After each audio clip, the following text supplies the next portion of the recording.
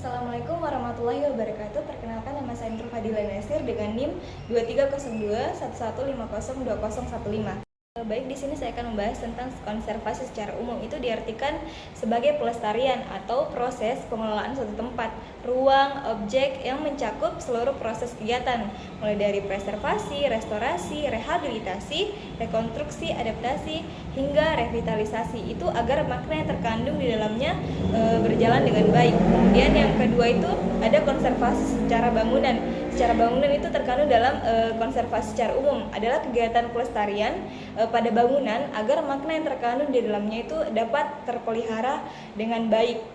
Kemudian selanjutnya itu adalah melihara dan melindungi tempat yang berharga agar tidak hancur atau berubah sampai batas-batas yang wajar. Menekankan pada penggunaan kembali bangunan lama agar tidak terlantar. Apakah dengan menghidupkan kembali fungsi lama ataukah dengan mengubah fungsi bangunan lama dengan fungsi yang baru yang dibutuhkan. Kemudian ada sebagai bukti dan sumber sejarah, ini adalah fungsi-fungsinya. Ada pendidikan sepanjang hidup, kemudian ada sebagai sarana pendidikan nasional, kemudian ada sebagai landmark, dan terakhir itu sebagai menu jiwa. Kemudian tadi itu fungsi-fungsinya. Jadi saya akan menjelaskan tentang satu-satu penjelasan tentang fungsi itu, yaitu yang pertama itu sebagai bukti dan sumber sejarah. Jadi itu kayak misalnya bahwa sejarah itu pernah terjadi baik bagi generasi sekarang maupun generasi yang akan datang. Kemudian bagi generasi penerus itu artinya memimpin bangsa di masa depan untuk bersaing secara global. Pemahaman mendalam terhadap sejarah dan kepribadian bangsa itu sangat diperlukan agar generasi muda tidak mudah terpengaruh oleh pengaruh internasional yang bertentangan dengan identitas nasional. Kemudian itu fungsi selanjutnya adalah masyarakat itu diharapkan meningkatkan apresiasi, kebanggaan, dan tanggung jawab terhadap kebudayaan Nusantara dengan mempelajari kekunoan. Hal ini tuh penting sekali untuk memperkuat ketahanan kebudayaan bangsa di era global yang penuh dengan kompleksitas dengan kemajuan ilmu sebagai pengetahuan dan teknologi. Kemudian ada landmark, mungkin sangat asing, tetapi ini adalah sense of history yang penting. Keberadaannya itu menciptakan ikatan emosional dan masa lalu, dan kehilangan itu warisan budaya itu dapat membuat kota merasa terasing dan kehilangan akar komunitasnya. Kemudian ada terakhir mungkin fungsi menu jiwa. Ini juga asing, tapi ini tuh menciptakan, artinya itu menciptakan suasana dan kesan yang memberikan makan jiwa masyarakat. Kecintaan pada bangunan kuno seharusnya itu lebih ditekankan daripada kecintaan pada benda antik.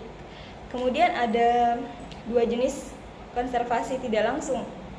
Ada dua jenis. Yang pertama itu konservasi tidak langsung. Ini tuh mencakup semua proses pencegahan dan proaktif yang mencegah atau menunda kerusakan dan runtuhnya bangunan bersejarah. Ini juga termasuk kegiatan tidak langsung yang secara fisik dan praktis non-efektif. Kemudian ada yang kedua, jenis konservasi kuratif. Ini tuh termasuk intervensi yang efektif sesuai dengan tingkatannya. Ya, kemudian ada preservasi. Kemudian ada preservasi melibatkan pemeliharaan artefak dalam kondisi fisik asli yang diterima oleh kurator. Tidak boleh ada penambahan atau pengurangan pada penampilan estetiknya. Kemudian ada restorasi. Slide selanjutnya, proses ini mengembalikan artefak pada kondisi fisik dari masa lalu yang berubah akibat perkembangan tahap yang dipilih sesuai dengan sejarah atau integritas estetika. Kemudian ada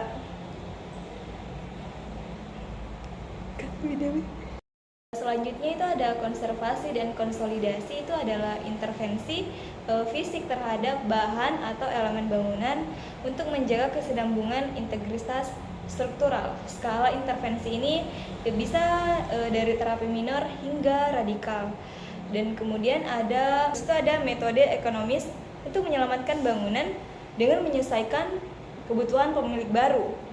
Ini tuh melibatkan intervensi yang cenderung radikal terutama dalam organisasi ruang dalam bangunan tersebut. Kemudian ada rekonstruksi. Bisa lah, Cok. Kemudian selanjutnya itu ada rekonstitusi. Itu adalah pembangunan kembali sebuah bangunan yang hilang di tempat asalnya. Bangunan ini tuh rekonstruksi menjadi pengganti 3 dimensi dari struktur asli didasarkan pada bukti arkeologis, arsip, dan literatur. Kemudian slide selanjutnya itu ada replikasi.